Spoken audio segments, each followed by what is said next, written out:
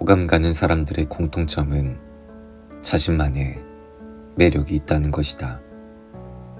그런데 매력은 상대적이므로 관점에 따라 달라진다. 오히려 나의 단점도 매력의 재료가 될 수 있다는 뜻이다. 그러니 있는 그대로의 나를 이해하고 포용하는 연습을 해보자. 호감은 나 자신으로부터 시작된다. 많은 이들에게 어필되고 사랑받는 사람들을 보면 단점도 재미있게 포지셔닝하고 끌리는 키워드로 긍정적인 이미지를 만들어낸 경우가 많다. 그 중에서도 특히 키워드 선점을 잘한 사람들이 자신의 입지를 빠르게 확보했다.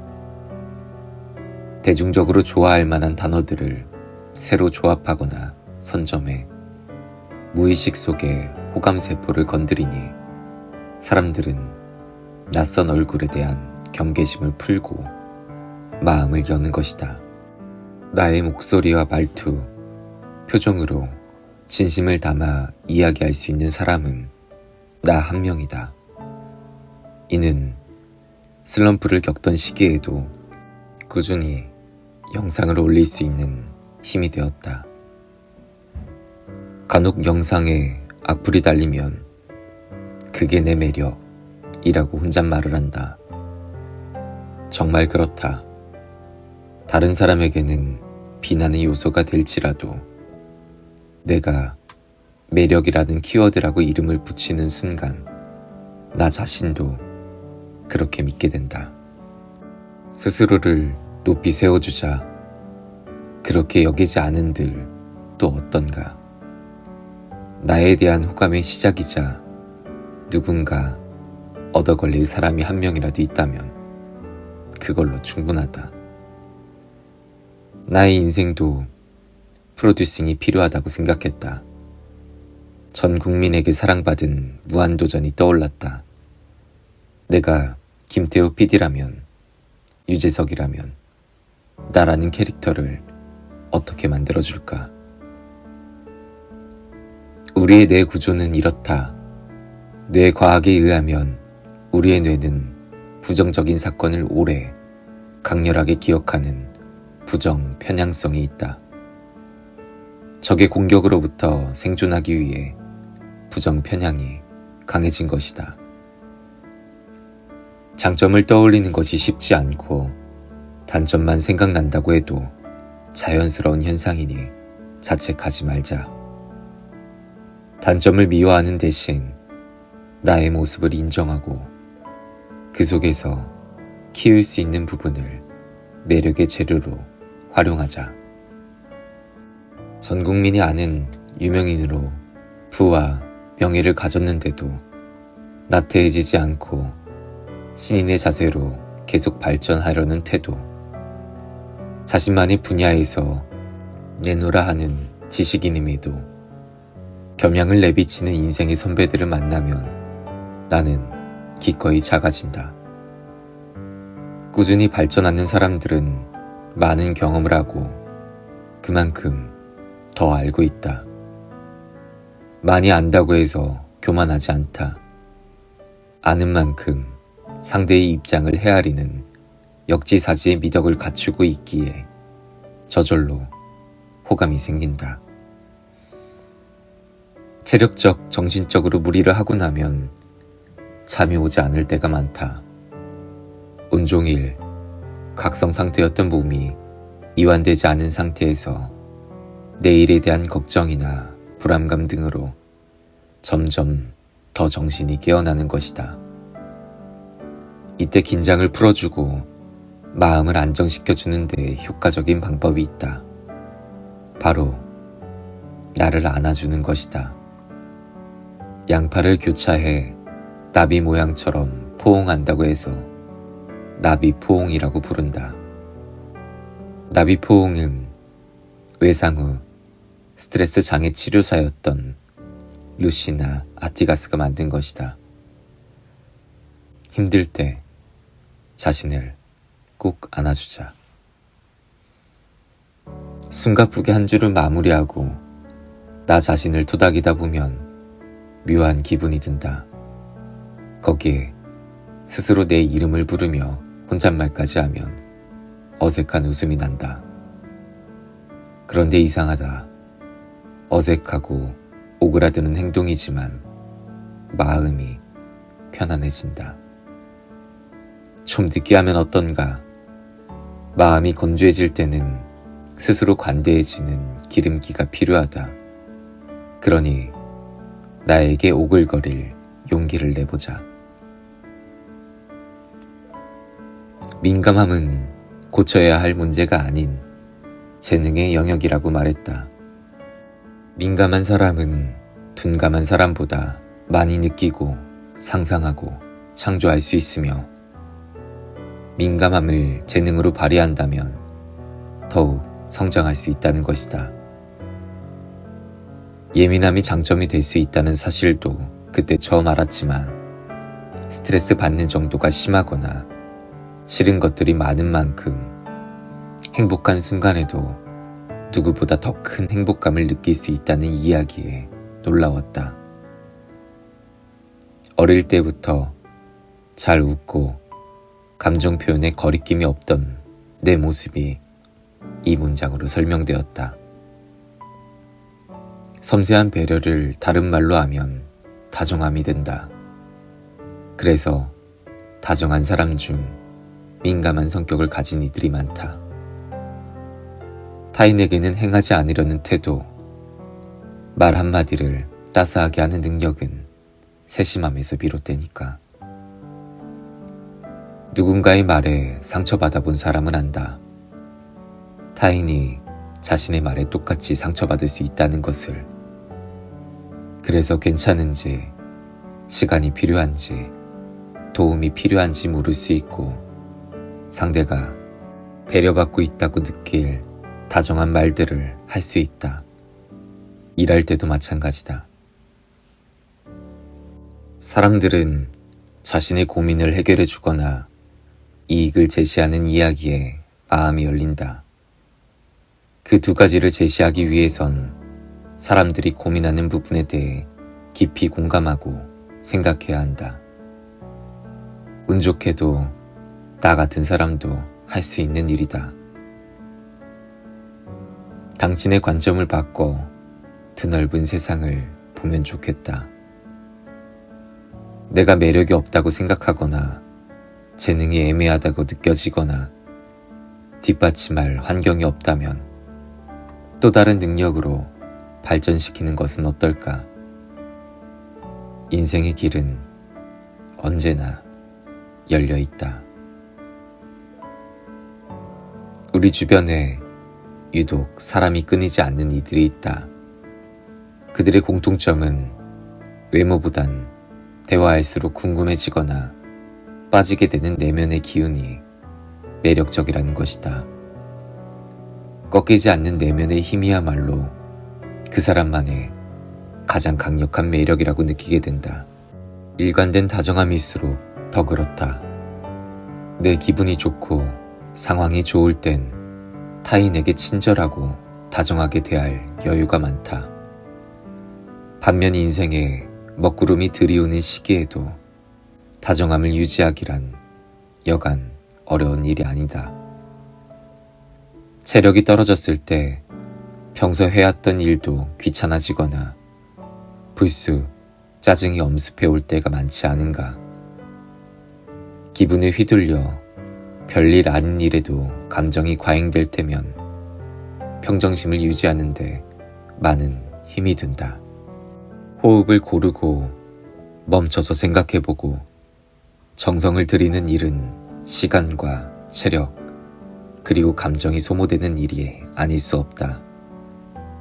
선한 다정함에는 주변뿐만 아니라 세상도 포함된다. 내가 아는 사람, 친한 사람이 아닌 전혀 모르는 낯선 이에게도 상냥할 수 있는 마음이다. 일면식도 없는 이들에게 선의를 베풀고 자신을 희생하기까지 하는 사람들을 보면 막연한 위로를 받는다. 그 온기가 내게도 옮겨오면서 아직 세상은 살만하다고 생각하게 된다. 어떻게 항상 다정할 수 있을까? 내 주변의 선한 이들은 마음 관리를 잘한다는 공통점이 있었다. 체력의 한계가 마음의 한계로 이어지지 않게 한다. 처음부터 그런 것은 아니지만 시행착오를 통해 자신의 한계를 알고 관리하는 방법을 깨달은 것이다. 일상이 바빠도 시간을 쪼개어 자신에게 적절한 보상을 주며 마음을 지치지 않게 하는 노하우를 갖고 있었다. 나를 진정으로 사랑할 줄 아는 사람이 타인을 사랑할 줄 알듯 내가 바로 서 있어야 타인에게도 제대로 된 에너지를 전할 수 있는 것이다. 그래서 일관되게 다정한 사람들을 보면 나도 모르게 마음에 기운이 난다. 타인과 나 모두를 보듬고 다정하게 키우는 일은 2배의 노력이 필요하니까. 뿌리가 강하고 굵을수록 바람에 흔들리지 않는다. 자신에 대한 믿음과 신념이 확고하면 어느 순간에도 흔들리지 않는 기세를 가질 수 있다. 귀티에 대해서 말해보자. 귀한 사람에게 나는 태를 귀티라고 한다. 우리 모두 누군가의 귀한 자식이며 세상에 하나밖에 없는 귀한 존재다. 그런 나 자신을 사랑하고 아끼는 사람은 귀티가 난다. 스스로에게 당당한 사람이 나 자신을 비하하거나 초라하게 여기는 것보다 멋져 보이는 것처럼 말이다. 나는 여기에 한 가지 조건을 더 붙이고 싶다. 타인을 귀히 여기는 자세다. 자기 자신만을 사랑하며 타인을 박대하는 이들에게 우리는 귀티난다고 말하지 않기 때문이다. 아무리 부자여도 갑질을 일삼고 직원들에게 고성을 지르는 재벌들에게선 귀티나 품위를 느낄 수 없다. 반면 훨씬 어린 인생 후배들을 귀히 여기고 존중하는 어른들은 귀티가 난다. 일하면서 부와 명예를 쌓은 유명인을 많이 만났지만 호감이 생겼던 사람들은 이런 태도가 두드러졌다. 당신에게는 평생 잊을 수 없는 매력적인 사람이 있는가? 콘텐츠를 제작하며 만난 여러 분야의 전문가들에게 오랫동안 기억에 남는 사람에겐 어떤 특징이 있는지 물었다. 그들의 답변에서 한 가지 공통점을 발견했다. 상대가 지닌 매력도 중요하지만 호감에 큰 영향을 미치는 요소는 따로 있었다. 상대가 나를 대하는 태도 그 자체였다. 우리가 모르는 사이에 우리 몸은 속마음을 투명하게 드러낸다. 눈빛, 몸의 방향, 거리 등으로 무의식 중에 신호를 보내며 상대는 이를 고스란히 느낀다. 나에게 최선을 다해 집중하는 사람이 있다면 그 시간이 좋은 기억이 되며 자연스럽게 호감이 생길 수밖에 없다. 우리는 우리가 더 나은 사람이 되고 싶게 만드는 이에게 호감을 느낀다. 나이 드는 것에 대해 말해보자. 나이 드는 것이 두렵다면 우리 인생에서 스스로 명작이 되어보는 것은 어떨까? 세월의 흔적으로 주름이 지고 색이 바른 느낌마저 멋있는 가죽처럼 말이다. 명작이라고 해서 꼭 유명하지 않아도 된다. 나의 바운더리 안에서 명작 같은 깊이와 감동을 지닌 사람이 된다면 스스로 충분히 만족하는 삶일 것이다. 젊음은 짧고 인생은 생각보다 길다. 그럼 어떻게 깊이 있는 삶을 살 수 있을까? 바래가는 색을 아쉬워하고 새로 덧칠하기보단 빛바랜 색마저 멋있는 어른이 되고 싶다. 그런 어른이 되기 위해서는 멈추지 않아야 한다. 근육을 쓰지 않으면 점차 퇴보하고 힘이 빠지는 것처럼 인생도 내가 정성을 들이지 않을수록 나와 멀어진다. 균형을 잡기 위해 느려도 조금씩 걸어야 한다.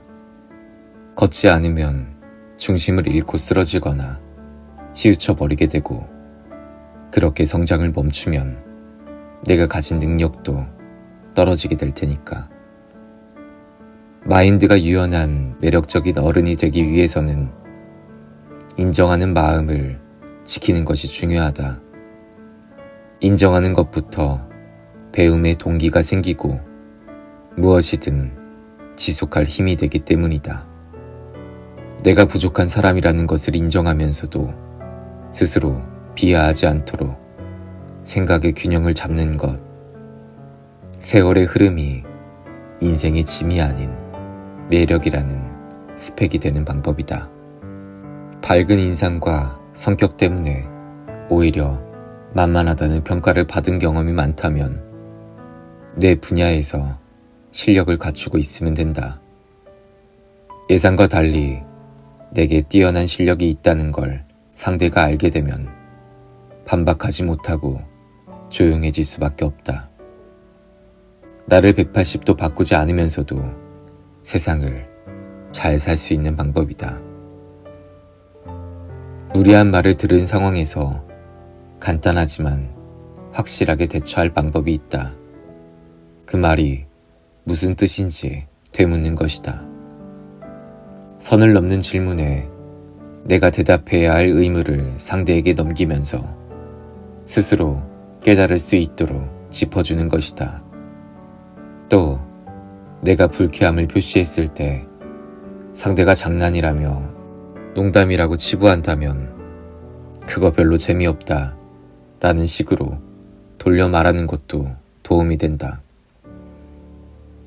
상대와의 약속을 어기거나 말로는 하겠다고 했지만 막상 지킨 적이 없는 경우처럼 서로 주고받은 약속만 지켜도 성숙한 사람이 된다. 마음의 여유를 위해 나는 먼저 사람 탓을 하는 대신 환경 탓을 하려고 한다. 예를 들어 어느 가게에 갔을 때 직원이 불친절하더라도 우선 바빠서 그런가 보다 라고 생각하면 약간의 불편쯤은 넘길 수 있다. 서비스에 문제가 생겨 내가 피해를 보지 않는 이상 환경 탓을 먼저 하게 되면 부정적인 감정에 전염되지 않을 수 있다. 부정적인 감정이 불쑥 고개를 내밀수록 느린 태도가 필요하다. 사람은 자신의 말을 주의 깊게 듣고 경청하는 사람에게 호감을 느낄 수밖에 없다. 대화를 나누며 상대의 입장이 되어보려는 노력은 당신의 매력을 2배로 올려주는 일이 된다. 마지막으로 좋은 텍스트를 꾸준히 읽는 사람에겐 사고력이 뒤따라온다. 그런 사람에게 지적인 매력과 호감을 느끼는 건 자연스러운 일이다. 그러니 우리는 어느 정도 활자에 중독될 필요가 있다.